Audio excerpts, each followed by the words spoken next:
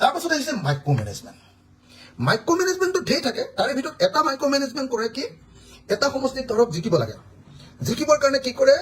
সেই সমষ্টিটোত ধৰক মই আহোম ল'ৰা এটা উঠিলোঁ তাত আৰু 10টা আহোম ল'ৰা উঠাই দিয়ে সিফালৰজন বেলেগ এটা জনগোষ্ঠীৰ দি সেইধৰণে ভোটটো ভাঙি দিয়ে আৰু তেওঁলোকে ভোটটো লৈ যায় এই যিটো মাইক্ৰ' মেনেজমেণ্ট এইটো মানে বিহাৰত সাংঘাতিক ধৰণে এইবাৰ কৰিলে ইলেকশ্যনৰ মাইক্ৰ' মেনেজমেণ্টটো OICৰ জৰিয়তেই হওক বা বেলেগ বেলেগ মানুহৰ জৰিয়তে সাংঘাতিক ধৰণে মাইক্ৰ' মেনেজমেণ্ট এটা কৰিলে এইটোত আমি মনোযোগ দিব লাগিব এইটো আমি ভাবি চিন্তি কাম কৰিব পাৰিব লাগিব তাৰপাছত ইউজ অফ অফিচিয়েল মেচিনাৰী সাংঘাতিক ধৰণৰ চৰকাৰী মেচিনাৰীটো ব্যৱহাৰ কৰিলে এইটো ক'বই নালাগে চাৰিওফালে প্ৰচাৰ হৈছে গতিকে মই এইটো নকওঁ শেষৰ যিটো বস্তু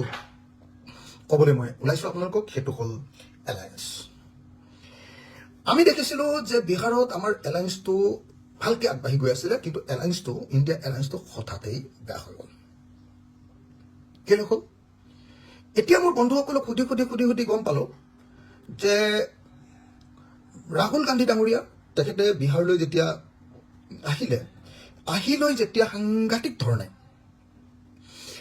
ধৰণে তেখেতে এটা মানে উৎসাহজনক স্থিতি পালে আগতকৈ মানে ভাল পৰিৱেশ পালে কংগ্ৰেছৰ অৱস্থাটো এনেও আগতকৈ বেয়া আপোনালোকে জানে মানে কি বিহাৰত বহুদিন ধৰি বেয়া আপোনালোকে জানে কেনেকুৱাকৈ চিটটো কমি আহি আছে আপোনালোকে জানে সেই বিহাৰত এইবাৰ ৰাহুল গান্ধীৰ যথেষ্ট উৎসাহজনক পৰিৱেশ এটা পালে উৎসাহজনক পৰিৱেশটো পাই আগৰ যি তেওঁলোকৰ এলায়েন্স পাৰ্টনাৰ আমাৰ RJD আৰু বেলেগ বেলেগ যিকেইজন আছে সেই তেওঁলোকৰ প্ৰতি মানে কংগ্ৰেছ দলৰ হেৰিটো মানে উৎসাহটো বৃদ্ধি হৈ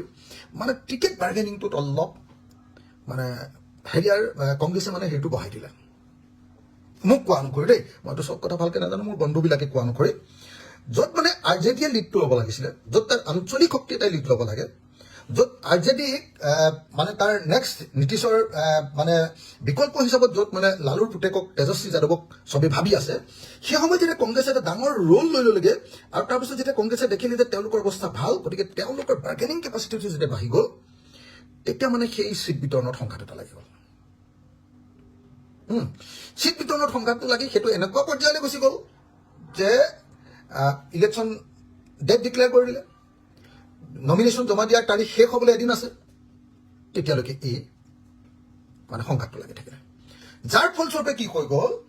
যে মানুহৰ মাজত এইটো বস্তু বিয়পি গ'ল যে ইহঁতৰ লগত সম্পৰ্কটো ইটোৰ লগত সিটো সম্পৰ্কৰ ইহঁতৰ কেমিষ্ট্ৰিটো মিলা নাই ইহঁততকৈ সিহঁতৰ কেমিষ্ট্ৰি বহুত ভাল চোন এইটো হৈ গ'ল যিটো কাৰণত এলায়েন্সে মানে সাংঘাতিক ধৰণৰ এটা প্ৰভাৱ বিস্তাৰ কৰিলে সেইকাৰণে মই সকলোকে এই গোটেই কথাবিলাকৰ ওপৰত ভিত্তি কৰি মই মানে কালি সাংবাদিকে সোধোতে এটা কথা কওঁতে আজি মই দেখিছোঁ অসমৰ মিডিয়াত মোৰ বিৰুদ্ধে প্ৰচাৰ এটা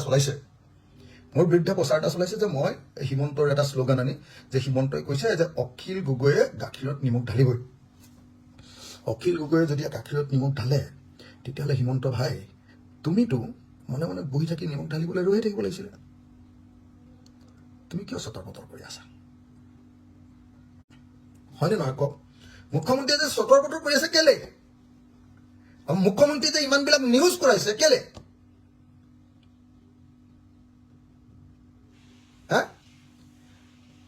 আপোনালোকক মই সেইকাৰণে আপোনালোকক এটা কথা ক'ব খুজিছোঁ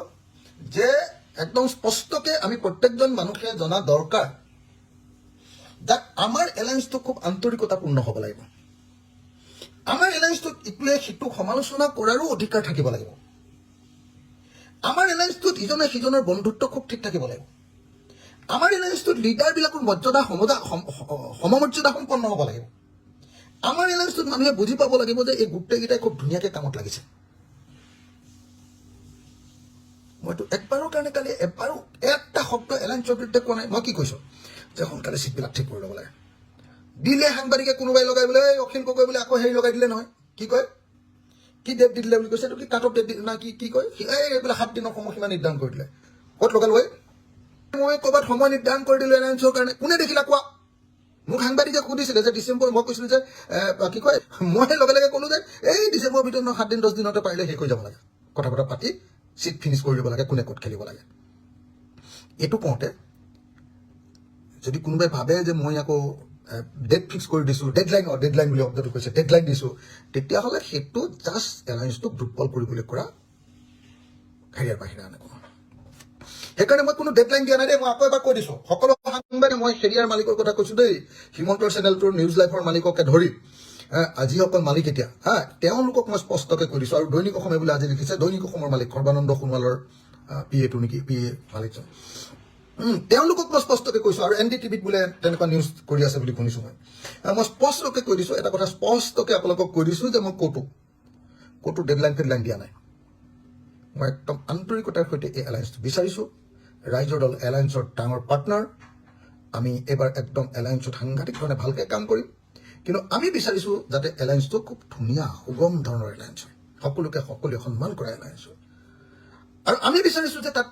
ৰাষ্ট্ৰীয়তাবাদ আঞ্চলিকতাবাদ এথনো নেশ্যনেলিজম মানে জনজাতীয় আঞ্চলিকতাবাদ আৰু লেফটিজিম এই গোটেইকেইটা একেলগে আগবাঢ়ক